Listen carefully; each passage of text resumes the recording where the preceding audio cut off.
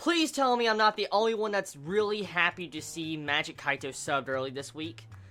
I am falling in love with this series. This is definitely becoming one of those series I look forward to the most each passing week. And with this episode, it answers my question I've had about this series since the first episode. I've had a question like, how does a series that focuses on a phantom thief that's stealing gems to find the Philosopher's Stone stay entertaining without getting repetitive? How does a series like that continue to stay entertaining?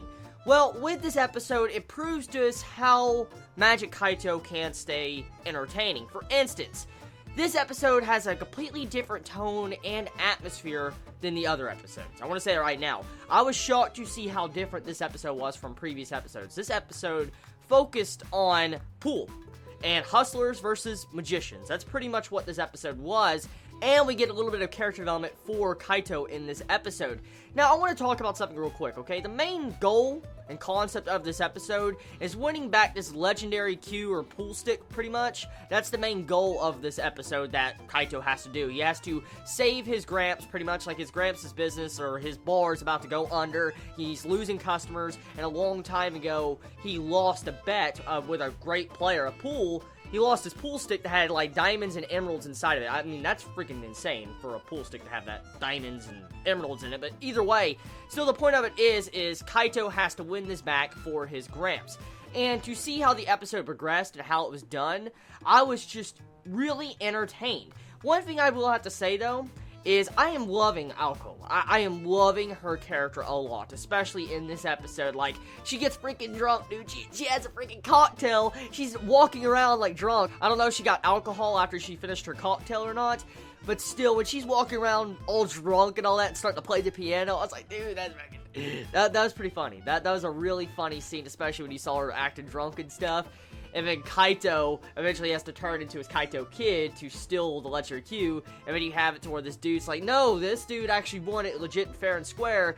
And then he goes down and leaves it. But you have it to where Oko is just hugging like a fake dummy doll of Kaito, man. You see her holding a fake dummy doll of Kaito. And I'm like, what the fuck? It was so funny the way she was acting. I mean, my god, her character in this episode was freaking hilarious. Now, the animation of this episode, I will say, was really good. I like the animation, and the art style is really growing on me. There's not much I can complain right there. Music, I love the classical type music in this episode. I want to say right now, I love that bar type music that was in this episode majority of the time. And then you saw when the piano is being played by Oko, that I love that. I love that music. I want to say it right now. I love it. Now, I want to say one thing real quick, though. With this episode, it shows us that the series can continue to stay entertaining.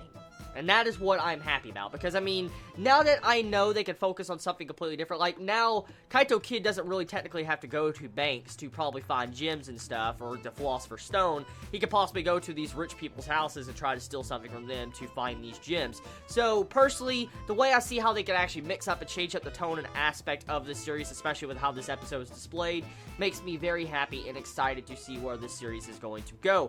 Now, I will say, though, I am looking forward to next week for this episode because I find Magic Kaito very entertaining. I love series. So, personally, how did you feel about this episode of Magic Kaito? I mean, did you think you would enjoy the series this much? What do you feel about the entire pool game? What do you feel about the entire, connection or correlation between a clown's face, how he has to continue to smile, and that's his poker face? How did you feel about that connection between Kaito Kid and the clown, type correlation in this episode? Let me know in the comments below how you felt about that. I love you all so much. You have a wonderful day or night, wherever you live. Please be safe. Chibi out.